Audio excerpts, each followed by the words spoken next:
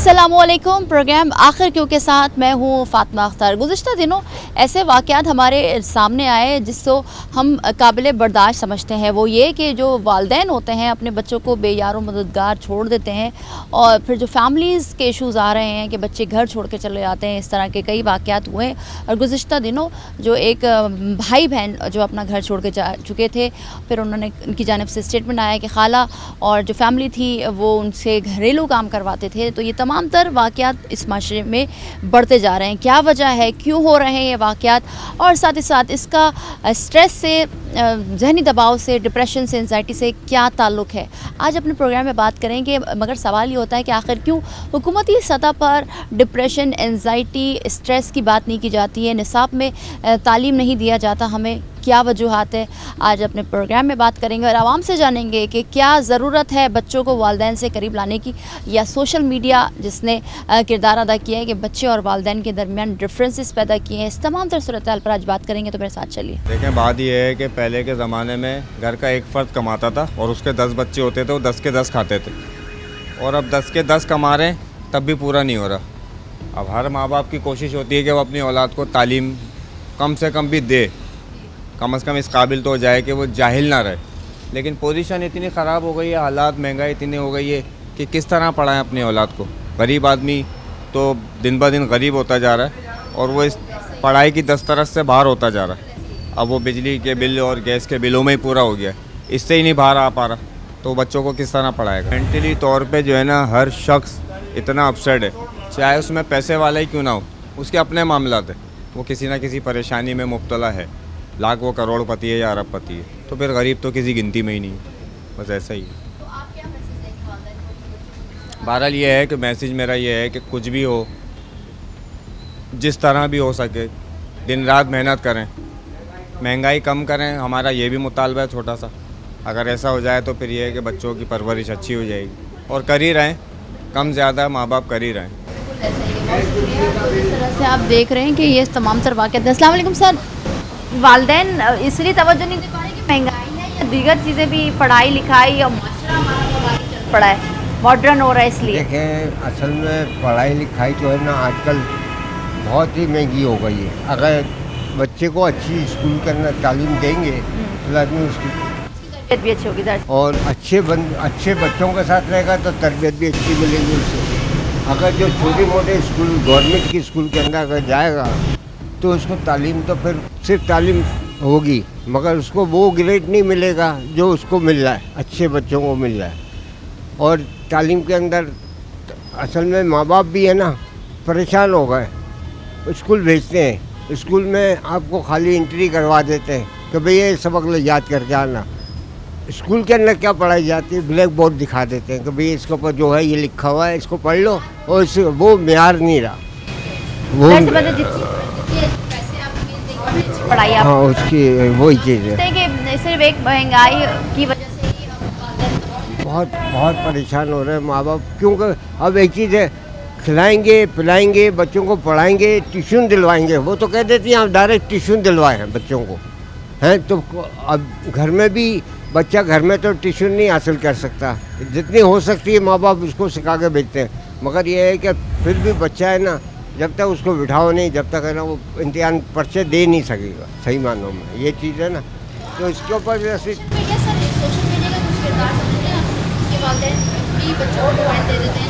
बहुत गलत चीज़ है, बहुत गलत चीज़ है, बहुत गलत चीज़ है। इसलिए गलत चीज़ है कि अब देखो, हम इतनी उम्र हो गई है, हमें मोबाइल चलाना आता नहीं है। आजकल का बच्चा तकरीबन 4 साल का, 5 साल का मोबाइल चला लेता है, खोल लेता है उसका ना। अब एक चीज़ है, मोबाइल के अंदर तो आपको पता है दुनिया भर की ऐसी ऐसी चीज़ें होती हैं कि आदमी है ना घर के अंदर, बच्चा तो बिगड़ने के पूरे चांस होते हैं, पूरे चांसेस होते हैं बच्चे के बिगड़ने के। क्योंकि जो बड़ा देख रहा है वो बच्चा देख रहा है। पहले तो ये था, मीडिया था, टीवी देख रहे थे, ड्रामे देख रहे थे। जो इंडियन प्रोग्राम आए उन्होंने बेड़ा गर्क कर दिया मुल्क का, यह हालत थी। तो हम दूसरों को देख रहे हैं, अपने आप को या अपने घर को नहीं देख रहे, है या नहीं? अपने घर को तरजीह नहीं दे रहे। बच्चा भी सारा, माँ बाप तो काम पे चला गया, माँ है बेचारी, वो बेचारी घर का काम कर रही है, बच्चों को भी देख रेख कर रही है, मगर बच्चे वो चीज़ परवरिश नहीं हो सकती बिल्कुल। अस्सलामुअलैकुम भाई, कैसे हैं? ठीक है। ना करम क्या करें सर, हम बात कर रहे हैं वो तरबियत जो वालिदैन ने हमें दी, फिर अब तो इतना मॉडरेट और हो गया है कि हर चीज़ चुटकियों पर है, मोबाइल में टच पर है। आप ये समझते हैं कि वक्त हालात वालिदैन की परवरिश में कमी कर रही है? वक्त हालात तो बहुत अच्छे हैं, लेकिन कोई कोई वालिदैन होती हैं, देखिए 5 उंगलियां एक नहीं होती। बिल्कुल ऐसा ही है। कोई वालिदैन अच्छी होती हैं तो कोई वालिदैन बेकार होती हैं। तो अपना तो ये ज़रिया है कि वालिदैन को अच्छी तरीके से अपने बच्चों को देखना चाहिए और मोबाइल नहीं देना चाहिए, भाई ये मोबाइल आप कहें। समझते हैं जी कि एक वजह है खराबी? जी, क्योंकि आजकल इसमें गंदी वीडियो भी है, अच्छी वीडियो भी है। अब यूज़ करने वालों को बोलना चाहिए। जैसे जैसे बाहर का माहौल है, गंदी लड़कियां भी हैं और अच्छी लड़कियां भी हैं। बिल्कुल ऐसे हर चीज़ के दो पहलू। आप अपनी नज़र अच्छी रखोगे तो अच्छी रहेगी, और अगर आपकी बहुत अच्छी आपकी बात सोच बोली ही गंदी आपने रहेगी सर, बिल्कुल। तो आपकी सोच अब सोच को बहुत अच्छी रखने की ज़रूरत है, मगर साथ ही साथ जो मोबाइल फ़ोन का इस्तेमाल है और दीगर चीज़ें, जिस तरह से हम बात करें महंगाई की, और महंगाई एक सबसे बड़ा मसला बनता जा रहा है, क्योंकि वालिदैन इस कदर परेशान हो गए कि अब दोनों पेरेंट मतलब माँ बाप दोनों को काम करना पड़ रहा है, जिसकी वजह से बच्चों की तरबियत में भी असरअंदाज ये चीज़ें दिख रही हैं। साथ ही साथ पढ़ाई इतनी महंगी हो गई कि इन्फ्लेशन की वजह से उस स्कूल वो मयार नहीं होता उन स्कूलों को जिन स्कूलों में मिडिल क्लास या गरीब तबका भेजता है। आगे भी चलते हैं, लोगों से बात करते हैं।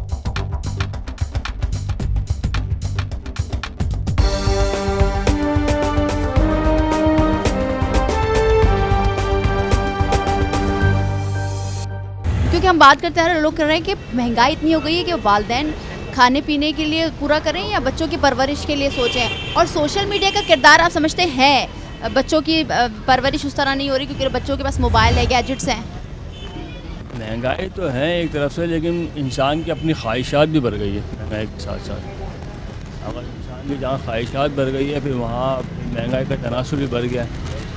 अगर इंसान मतलब जितने इसके मतलब सालाना मंथली एवरेज है, जितना इसका इनकम है, अगर उस हिसाब से वो खर्चात अपने खर्च करेगा तो इसके लिए कोई प्रॉब्लम नहीं है। अगर इंसान की सोच ही वसी है और इससे खर्चात ही कम, इनकम ही कम है, तो फिर इसके लिए मुश्किल का। आप समझते हैं कि इस हालात में भी वालिदैन को अपने बच्चों की तरबियत पर फोकस करना चाहिए, जोर देना चाहिए?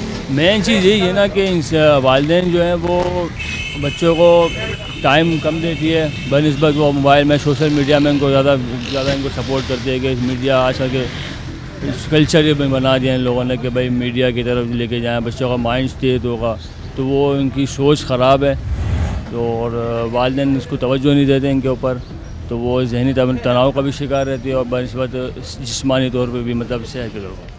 बहुत शुक्रिया सर। आपको क्या लगता है कि जो आजकल वालिदैन अपने बच्चों पर वो परवरिश कर पा रहे हैं, जैसे माजी में हम देखते हुए हैं कि पूरे पूरे घर को संभालना है, काम काज भी करना है, क्या वजह है कि वो परवरिश नहीं हो पा रही वालिदैन? ये तो वालिदैन पर डिपेंड करता है ना, क्योंकि अगर पिछले ज़माने की अगर आप बात कर रहे हैं ना, तो उन वालिदैन की परवरिश थी, ठीक है ना। ये तो सच है कि भाई पहले के माहौल में और अब के माहौल में बहुत फ़र्क है, परवरिश करना बड़ा क्या फ़र्क मुश्किल है? क्या फ़र्क तो यही है ना कि मतलब है कि भाई महंगाई सबसे बड़ा मसला है, सबसे बड़ा मसला महंगाई है। पहले के टाइम पे ये था, जैसे मेरे पेरेंट्स थे, ठीक है ना, मेरे वालिद साहब अपनी कमाई से उन्होंने बच्चों को तालीम दिलवाई और अच्छा खिलाना पिलाना सब कुछ उन्होंने मैनेज किया, ठीक है ना। लेकिन अभी के इस मौजूदा दौर में पॉसिबल नहीं है, जिस तरह महंगाई हो गई है। आप समझते सिर्फ एक महंगाई वजह है जो वालिदैन परेशान है और अपने बच्चों पर वो परवरिश नहीं कर पा रहे जो पहले हुआ करता था, या कोई और भी वजह है, जैसे सोशल मीडिया है, मोबाइल का इस्तेमाल है, गैजेट्स वगैरह हैं? बिल्कुल सही कह रही हैं आप। ये जो एक्स्ट्रा एक्सपेंसेस है ना, वो हमने अपने ऊपर ले लिए सारी की सारी। जैसे हमारे पेरेंट्स के टाइम पे ये नहीं था कि मोबाइल है, ठीक है ना, सादा मोबाइल भी नहीं होता था। PTSL किसी मोहल्ले में अगर है तो वो एक अलग सी बात है, वो एक ही घर में होता था, ठीक है ना, कोई खैरियत की खबर आ जाती थी। लेकिन अभी जो है ना, मीडिया का दौर है, सोशल मीडिया का दौर है, तो बहुत सारी गैर ज़रूरी चीज़ों को हमने अपने ऊपर डिपेंड करके ना हमने अपना बेड़ा कर रखा है, जिसकी वजह से हम मैनेज नहीं कर पा रहे हैं। क्या इक़दाम पेरेंट्स खुद भी करें, बच्चों को भी करना चाहिए, हुकूमती सतह पर क्या इक़दाम होने चाहिए? भाई देखें, अगर मैं अपनी बात करूँ तो हुकूमती सतह पे जो है ना, बहुत सारी चीज़ें ऐसी हैं जो होनी चाहिए, लेकिन वो गवर्नमेंट करती नहीं है। मिसाल के तौर पे जो कम उम्र लड़के हैं वो बाइक लेके बेधड़क निकल जाते हैं। पेरेंट्स को भी सोचना चाहिए, जो कम उम्र लड़के हैं, बच्चे हैं, बच्चियाँ हैं, उनको ऐसी चीज़ें ना दे जिससे उनके ऊपर भी मुसीबत बने, बच्चों के ऊपर भी मुसीबत बने, ठीक है ना। आज के इस महंगाई के दौर में कोई चीज़, मोबाइल देना या बाइक देना, कुछ भी देना बहुत बड़ा मसला है, मैनेज करना बहुत बड़ा मसला है। और अमूमन हर घर में तो अब ये मामला चल गए हैं कि टच मोबाइल जितने अफराद हैं उतने ही घर के अंदर मौजूद हैं, ठीक है ना। तो अब ये सारी चीज़ें अगर हम गैर ज़रूरी चीज़ों को अपने ऊपर से अगर हम ख़त्म कर दें ना, तो इसमें कोई शक नहीं कि अभी भी हमारी ज़िंदगी बहुत अच्छी तरीके से गुजरेगी। तो जिस तरह से आपने आवाम की गुफ्तगू सुनी कि कई वजूहात हैं और सबसे बड़ा मसला और सबसे बड़ी वजह जो है वो महंगाई है। महंगाई की वजह से वालिदैन इस कदर परेशान हैं कि वो अपने बच्चों को क्या खिलाएं, क्या पिलाएं और किस जगह तालीम दें, क्योंकि तालीम भी बहुत एक्सपेंसिव हो गई है। साथ ही साथ मोबाइल का इस्तेमाल, गैजेट्स और गैर ज़रूरी अशिया का इस्तेमाल बच्चों के लिए वालिदैन दे देते हैं और वालिदैन उन पर तवज्जो नहीं देते और मोबाइल के मवाद आप भी बेहतर जानते हैं। इस तमाम तर सूरत हाल पर बच्चों पर, वालिदैन पर इसका क्या असर पड़ता है, जहनी दबाव, डिप्रेशन, एंजाइटी, स्ट्रेस, इस पर भी बात करेंगे। हमारे साथ साइकोलॉजिस्ट होंगी और उनसे बात करेंगे डिटेल में कि क्या क्योर है, हुकूमती सतह पर क्या होना चाहिए और बच्चों को स्पेशली किस तरह से ट्रीट करना चाहिए। लेकिन एक ब्रेक के बाद बात करेंगे, हमारे साथ रहिए।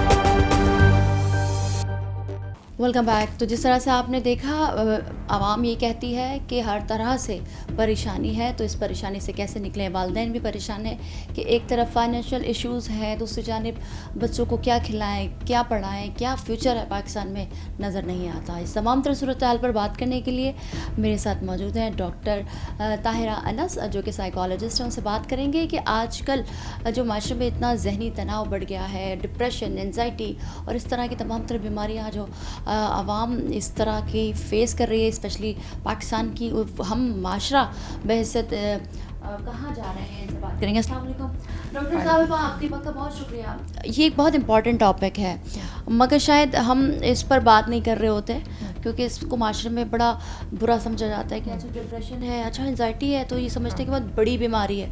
तो ऐसा क्यों है? क्या हम इस चीज़ को उस तरह, उस लेवल पर, गवर्नमेंट सेक्टर पर या एजुकेशन लेवल पर वो पढ़ाई नहीं की गई है हमारी कि हम इसको एक अच्छे वे में लेके जा सकें? देखिए, अवेयरनेस नहीं है उसमें। एक अच्छी बात है कि इस वक्त के अंदर, जैसे आप प्रोग्राम में बात करिए, इस तरह से लोगों ने हम बात करना शुरू कर दी है।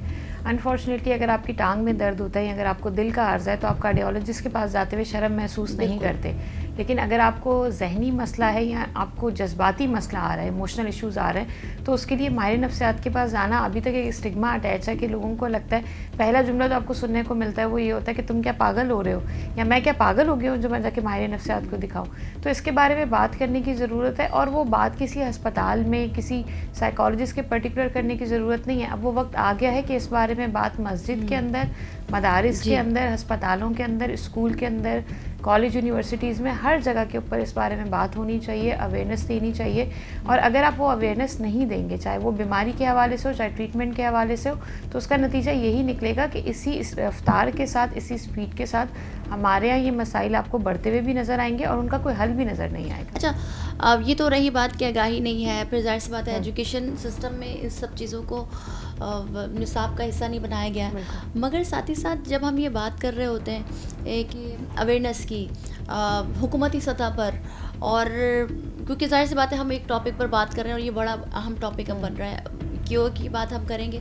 मगर मुझे ये बताइए कि हम क्या समझते हैं कि आप क्या समझते हैं एज अ साइकोलॉजिस्ट कि इसको किस तरह से हुकूमती गवर्नमेंट लेवल पर और रेस करने की ज़रूरत है, आगाही की ज़रूरत है, और किस तरह से इसको लोगों को अवेयरनेस दिया जाए ताकि इसको बीमारी ना समझा जाए? देखिए, अभी तक जो शऊर माशरे के अंदर आया है वो बेसिकली सिविल सोसाइटी की तरफ से ही आया है, उन्हीं की काविशों की तरफ से आया है। हुकूमत इसमें क्या कर सकती है? पहली चीज़ जो बड़ी ज़रूरी है, जैसे मैंने कहा कि चाहे स्कूल, कॉलेजेस, मदारिस, जुम्मे के खुतबे में, बहुत सिंपल सी बात है, जुम्मे के खुतबे में अगर इमाम साहब इस बारे में बात करते हैं कि ज़हनी मसाइल होना बिल्कुल नॉर्मल है और उसका इलाज हासिल करना आपका हक़ है, आपकी ज़िम्मेदारी है, तो इस चीज़ को आम करने के लिए हुकूमत की ज़िम्मेदारी बनती है। हॉस्पिटल्स के अंदर प्रॉपर सेटअप होने चाहिए। आपको बड़ी हैरत होगी ये जानकर के, हमारे अगर आप लॉ में देखें तो थाने के अंदर भी एक माहिर नफ्सियात होना ज़रूरी है। लेकिन आप मुझे कोई एक थाना दिखा दें पाकिस्तान का जिसके अंदर किसी एक थाने या जेल के अंदर आपको साइकोलॉजिस्ट नज़र आ जाए, उसकी अपॉइंटमेंट्स नहीं होती। सो जो हमारे पास ऑलरेडी कानून बन चुके हैं उनको इम्प्लीमेंट करना चाहिए, जो प्रिंसिपल्स बन चुके हैं, बिल पासेस हो चुके हैं, उनको इम्प्लीमेंट कराना चाहिए। उसके अलावा बहुत सिंपल सी चीज़ ये होनी चाहिए कि हर जगह के ऊपर एक माहिर नफ्सियात अवेलेबल भी हो, हमारे यहाँ 500 के ऊपर एक माहिर नफ्सियात मौजूद है, अगर आप पाकिस्तान की पॉपुलेशन के हिसाब से देखते हैं। तो अगर आपका अवेयरनेस भी है तो आप जाके उसको दिखा नहीं सकते, क्योंकि वो तरीका इलाज निस्बतन महंगा है। कोई भी शख्स थेरेपी के सेशन के लिए 3000 या 5000 देने को तैयार नहीं होता, जिस तरह की इन्फ्लेशन और माशरती हालात हमारे चल रहे हैं। तो हुकूमत ये चीज़ कर सकती है कि वो इसमें इंकरेज करे कि लोग साइकोलॉजी पढ़ें, साइकोलॉजिस्ट बने और उनको अपॉइंट करके, ताकि लोग आसानी से इलाज कर सकें। उसके अलावा देखें जो ऑनलाइन पोर्टल्स हैं, सिविल सोसाइटी ने भी तो ये कदम उठाया ना कि हमारे पास कॉल के ऊपर काउंसलिंग लेने की सहूलत मौजूद है, ऑनलाइन काउंसलिंग लेने की सहूलत मौजूद है। लेकिन चूँकि वो सारे जो पोर्टल्स हैं वो चलते हैं सिविल सोसाइटी के अंदर ही, तो हुकूमत जब ये चीज़ जिम्मेदारी लेगी, हर बंदे के पास स्मार्टफोन है, अगर आप एक ऐप ईजाद कर दें जिसके ज़रिए अगर आपको कोई साइकोलॉजिकल इश्यूज़ आ रहे हैं, आपका ब्रेक डाउन आ रहा है, आपको पैनिक अटैक हो रहा है, तो आप फौरी तौर के ऊपर उससे रब्ता कर सकें, क्योंकि पैनिक अटैक वो सिचुएशन होती है जिसमें आपको इमरजेंसी हेल्प चाहिए होती है। लेकिन अगेन जब हम हॉस्पिटल जाते हैं तो हमें सुनने को मिलता है कि जी ये चीज़ इतनी इंपॉर्टेंट नहीं है, क्योंकि उस वक्त वहाँ पर हार्ट अटैक का पेशेंट आया हुआ होता है, तो वो पैनिक अटैक वाले पेशेंट को उस तरह से डील ही नहीं करते। सो मेडिकली अवेयरनेस एग्जैक्टली प्रायोरिटी नहीं है। ठीक है। अच्छा डॉक्टर साहब ये मुझे बताया, अब तो हमने बात कर ली आगाही की, मगर एंजाइटी, जहनी तनाव, डिप्रेशन क्या बीमारी है? क्योंकि लोग इसको, हम जाहिर सी बात है हम बहुत बुरा समझते हैं, जिस तरह आप कह रही हैं प्रायोरिटी नहीं है। अगर हार्ट अटैक का पेशेंट आता है तो उसको तरजीह दी जाती है, पैनिक अटैक आता है तो उसको कहता है कि हाँ हम देख लेते हैं, या इस तरह से जो होता है। तो ये क्या है, कैसी बीमारी है, क्यों होता है, किस लिए होता है, कब तक होता है, ये इस पर हम बात करते हैं। देखिए डिप्रेशन और एंजाइटी तो अलग अलग, डिप्रेशन, एंजाइटी, स्ट्रेस होना, ये तीन हम बड़े आम तौर पे इस्तेमाल कर रहे होते हैं, क्योंकि सोशल मीडिया की वजह से हमारे ज़ुबान पर ये लफ्ज़ चढ़ गए हैं। इनमें थोड़ा थोड़ा फ़र्क है। डिप्रेशन में होता ये है कि बुनियादी तौर पे उदासी ज़्यादा होती है और माजी से जुड़े हुए ख़यालात या जो गिल्ट एक होता है ना, एक पछतावा होता है, वो ज़्यादा होता है। जब हम एंजाइटी की बात करते हैं तो उसमें अमूमन ऐसा होता है कि आपको मुस्तकबिल से जुड़े हुए ख़यालात होते हैं, जिसमें परेशानी और घबराहट का एलिमेंट ज़्यादा होता है, उदासी और पछतावे या दुख का एलिमेंट निस्बतन कम होता है। स्ट्रेस जो है वो अच्छी चीज़ होती है, अगर आपको स्ट्रेस नहीं होगा तो आपकी परफॉर्मेंस बेहतर नहीं होगी। सो ये तीनों का फ़र्क है। लेकिन जब हम डिप्रेशन और एंजाइटी की बात कर रहे होते हैं तो उसके आपकी सेहत के ऊपर अच्छे असरात नहीं होते, या आपकी परफॉर्मेंस पर अच्छे असरात नहीं होते। अब डिप्रेशन कैसे डायग्नोस होगा? अगर कोई शख्स 2 हफ्ते तक इसी हालात में रहे, इन्हीं सिम्टम्स में रहे कि वो जो आम रूटीन में चीज़ें करता था उसमें उसको दिलचस्पी नहीं हो रही, या तो वो बहुत ज़्यादा खाना खा रहा है या बहुत कम खा रहा है। नींद के मामलात भी यही होते हैं कि या तो वो मुस्तकिल सोए जा रहा है, उसने अपने आप को आइसोलेट कर लिया है।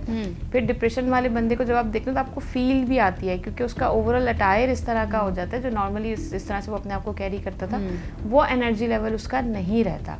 तो आप इन सारी अलामात की वजह से आम लोग भी ये देख सकते हैं कि जी सामने वाला डिप्रेशन का शिकार हो रहा है। अच्छा, अब इसका तरीका इलाज क्या? अगर आपने देखा या आपको खुद महसूस हुआ कि 2 हफ्ते तक आपके अंदर ये अलामात मौजूद थी, तो उसके तरीका इलाज 2 तरह के होते हैं, एक मेडिसिन के ज़रिए, दूसरा थेरेपी के ज़रिए। जो मरीज़ ज़्यादा शिद्दत के होते हैं, जिनको ज़्यादा अरसा हो जाता है या जिनकी बीमारी ज़्यादा मेच्योर हो जाती है, उसके लिए बहुत ज़रूरी होता है कि मेडिसिन और थेरेपी दोनों साथ साथ। ठीक है। अच्छा, मैं आपको इसलिए यहाँ रोकना चाहूँगी कि एंजाइटी और डिप्रेशन में ज़्यादा, depression is very danger, anxiety is a first stage, हम इसको किस तरह से रेट करेंगे या किस तरह से ये 2 अलग अलग बीमारी हैं। अच्छा, ये बिल्कुल ऐसा जैसे एक सर में दर्द होना और एक पेट में दर्द होना।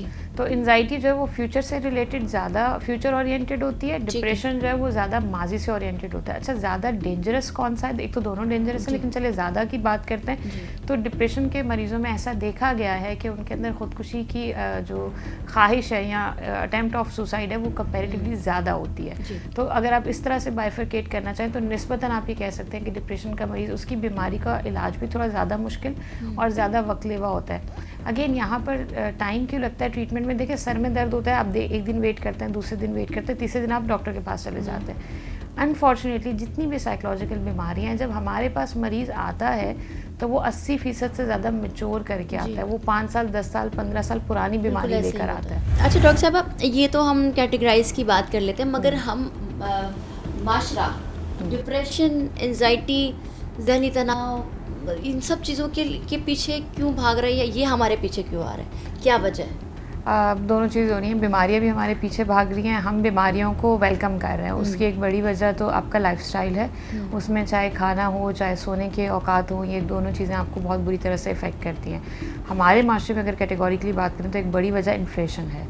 अगर आपने रिसेंटली भी देखा हो तो हमें रिसर्चेस के थ्रू पता चलता है कि बहुत सारे लोग इन्फ्लेशन की वजह से, महंगाई, बेरोज़गारी की वजह से भी सुसाइड कर रहे होते हैं या अटैम्प्ट कर रहे होते हैं या इवन मर्डर्स भी कर रहे होते हैं। सो ये एक तो इन्फ्लेशन की चीज़ होगी, दूसरा ये है कि आपका डेली रूटीन हो गया, आपकी सोने की रूटीन है, खाने की रूटीन है। अगर हम देखते हैं तो आज से 10 साल 15 साल पहले लोगों का लाइफस्टाइल कंपैरेटिवली बेहतर था, खाने की चॉइसेस बेहतर थी।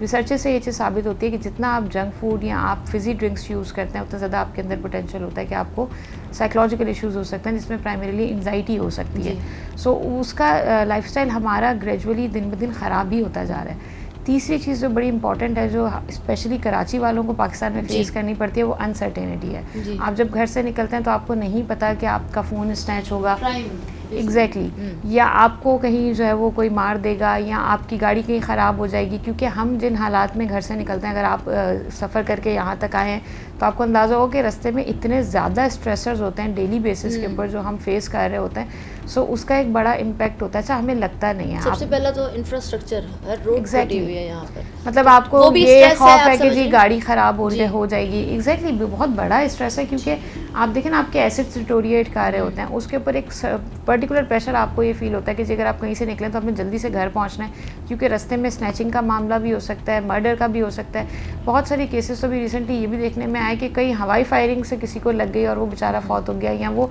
अपाहज हो गया। सो ये जो एनवायरमेंटल फैक्टर्स हैं, ये बहुत बड़ा एक रोल प्ले करते हैं। उसके अलावा जो क्लाइमेट चेंजेस आ रहे हैं, that is one of the reason कि जिसकी वजह से साइकोलॉजिकल इश्यूज बढ़ रहे हैं। ठीक है, डॉक्टर साहब हमारे साथ मौजूद हैं। हम बात कर रहे हैं स्ट्रेस और एंजाइटी की, और जो वाक़यात अभी रोनुमा हुए हैं उस पर भी हम बात करेंगे कि क्या वजह हो सकती है कि बच्चों और वालिदैन के दरमियान जो डिफरेंसेस हो रहे होते हैं, कि बच्चे छोटी उम्र में ही अनमेच्योरिटी डिसीजंस ले रहे होते हैं, वो क्या उसकी वजह होती है वो भी जानेंगे। लेकिन एक ब्रेक के बाद हमारे साथ रहिए।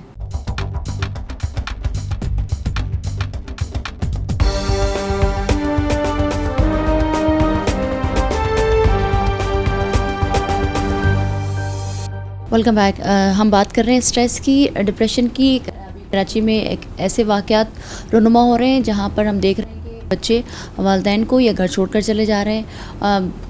काफ़ी ऐसे वाक़यात हो रहे हैं, बच्चे जा भी रहे हैं, फिर सिक्योरिटी इदारे मिलकर उनको लेकर भी आ रहे हैं। मगर डॉक्टर साहब हम बात कर रहे हैं, आप कह रही हैं इन्वायरमेंटल स्ट्रेस भी है, क्राइम का स्ट्रेस भी है, आपने कहा कि हमारी डेली रूटीन सही नहीं है, फिर इन्फ्लेशन एक बड़ा मसला है।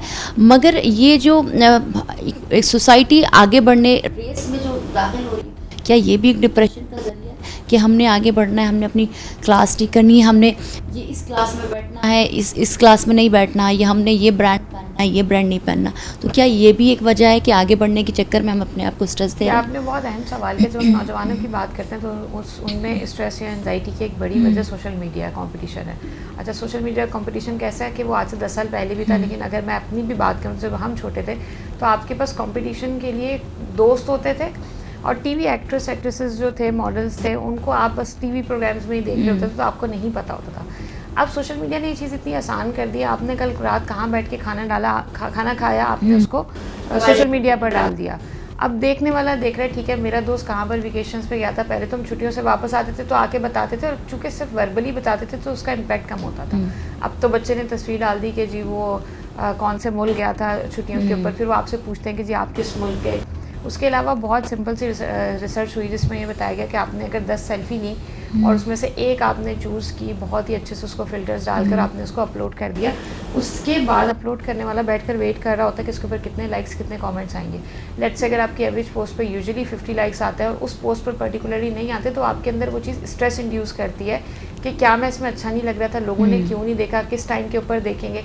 सो ये जो एक कॉम्पिटिशन है लाइफ के अंदर, जिसको सोशल मीडिया ने ज़्यादा आसान कर दिया है और मल्टीप्लाई कर दिया इंटेंसिटी को, ये एक रीज़न है जो आपके अंदर एंजाइटी प्रोड्यूस करता है। यहाँ पर ये अमल देखने की ज़रूरत है कि देखें, कंपटीशन इटसेल्फ बहुत अच्छी चीज़ होता है। आप किसी से बेहतर होना चाहते हैं, आप किसी का बेहतर देखकर उसको अडॉप्ट करते हैं, ये एक अच्छा अमल है।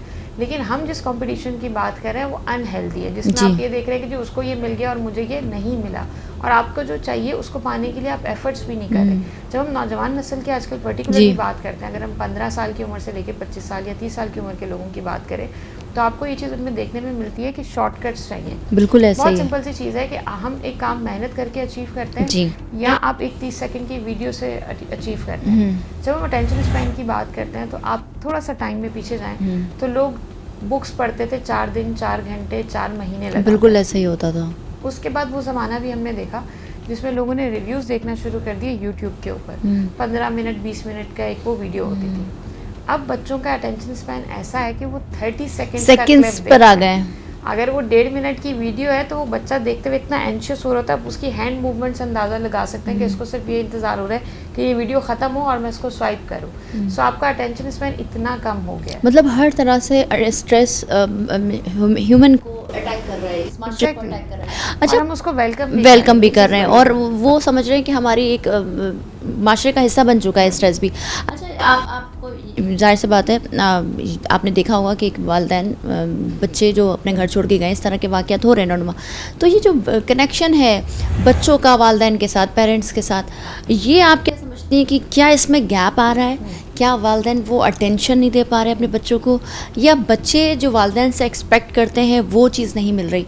तो क्या समझते हैं जो इस तरह के वाक़यात बढ़ रहे हैं, घर छोड़कर जाना या ख़ुदकुशी कर लेना या किसी के साथ कोई ऐसे वाक़यात कर लेना कि जो माशरे में उसको अच्छा नहीं समझाता, आप क्या समझती हैं कि क्यों हो रहे हैं, क्या वजह है? ये भी एक स्ट्रेस है?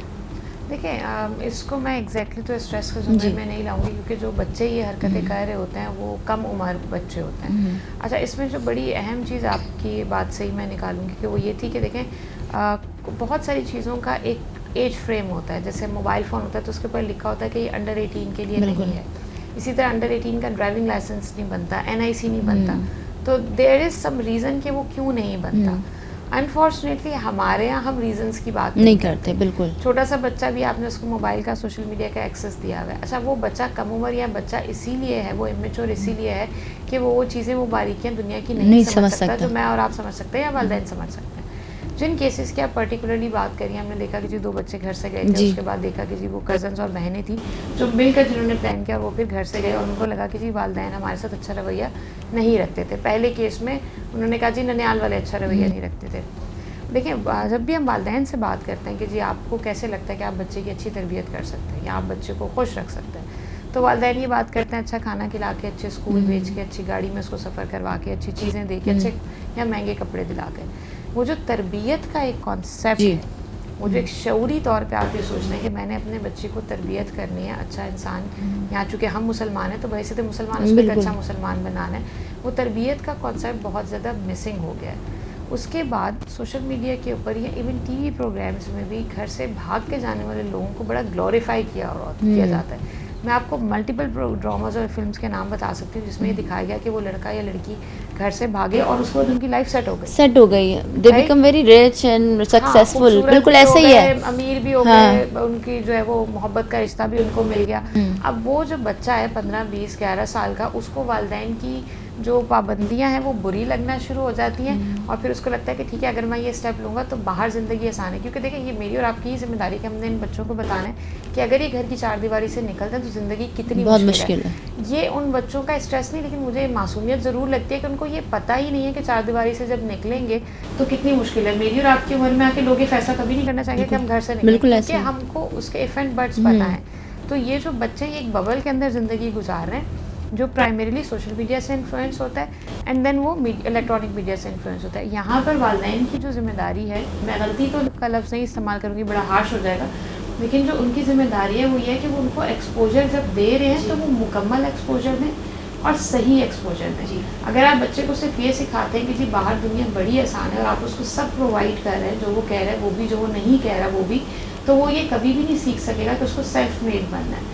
आप जब बात कर रहे थे माशरे में स्ट्रेसर्स की, तो देखें अगेन वक्तों का जब फ़र्क आता है तो पहले इस चीज़ को बड़ा इनकरेज किया जाता था कि जी आप सेल्फ मेड हैं, बड़ा इस चीज़ को रिस्पेक्ट किया जाता था। अब जितने बच्चों का आप देखते हैं वो उनके पास जो भी चीज़ें वो उनके वालिदैन की दी हुई है, ठीक है, और अगर वालिदैन उनको वो चीज़ प्रोवाइड नहीं करते तो उनको वालिदैन अच्छे नहीं लगते। ठीक है। अच्छा, तो क्या किया जाए और इसका क्योर क्या है? डिप्रेशन, एंजाइटी और स्ट्रेस का क्या हल है, आप क्या समझते हैं? और आप ये भी मुझे बताइएगा क्योंकि रिसर्च है आपकी माशाल्लाह से, तो ये जो डिप्रेशन आजकल के अंडर 18 में हो रहा है, उनमें ज़्यादा फीमेल है या मेल है? क्या मेल की ज़्यादा शरह है जिनमें स्ट्रेस पाया जा रहा है, जिनमें डिप्रेशन पाया जा रहा है? अच्छा, जब हम अंडर 18 की बात करते हैं तो निस्बतन लड़कियों में ज़्यादा पाया जाता है। अगर हम अबव 18 की बात करते हैं तो रिसर्चेस ये साबित करती हैं कि मेल पर्सनस में ज़्यादा पाया जाता है, डिप्रेशन की पर्टिकुलरली बात करें।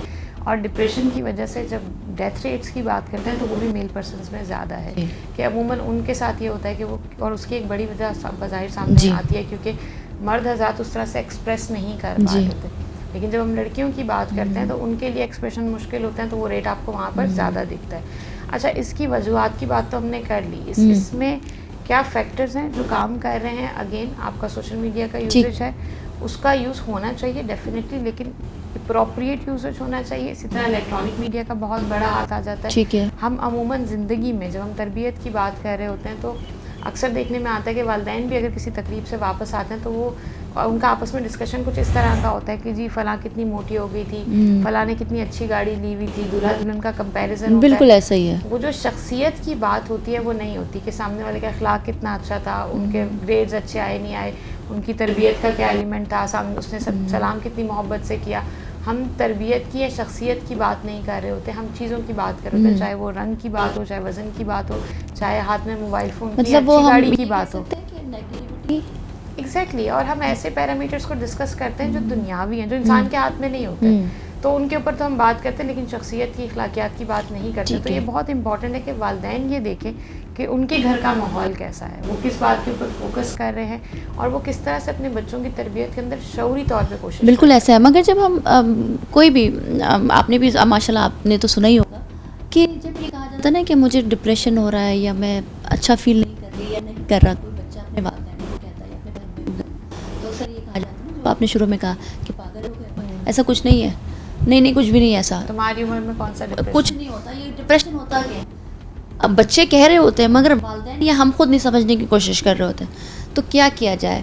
डॉक्टर के पास जाया जाए, किससे कंसल्ट किया जाए, क्या बोला जाए, वालिदैन को भी क्या कहना चाहिए, ये भी मुझे बता दें। इसकी मैं आपको वही आम सी मिसाल दूंगी कि मेरे ख्याल में 2 महीने पहले ऐसे एक केस सामने आया था जिसमें बच्चे ने अपनी एजुकेशनल प्रेशर की वजह से सुसाइड कर ली थी, क्योंकि उससे वालिदैन एक्सपेक्ट कर रहे थे कि उसके बहुत हाई ग्रेड्स आएंगे और वो नहीं अचीव कर सका। अच्छा, सुसाइड जो है ना वो ऐसा नहीं होता कि आपने रात में डिसाइड किया और अगले दिन उठ के कर ली, ठीक है? ये साइलेंट नहीं होती, खामोश नहीं होती जी। सुसाइड करने वाला, चाहे वो अटेम्प्ट हो चाहे वो कमिटेड हो, दोनों सूरतों के अंदर वो आपको डिफरेंट क्लूज छोड़ता है, उसको कहते हैं क्राई फॉर हेल्प। अच्छा, वो क्राई फॉर हेल्प अनफॉर्चुनेटली हम सुनते नहीं हैं। ये बिल्कुल इसी तरह के जुमले होते हैं कि बच्चे ने कहा कि जी मुझे डिप्रेशन हो रहा है, मेरा बिल्कुल दिल नहीं लग रहा किसी चीज़ में, मेरा खाने में दिल नहीं लग रहा, मुझे घबराहट हो रही है, दिल नहीं लग रहा, मुझे घबराहट हो रही है।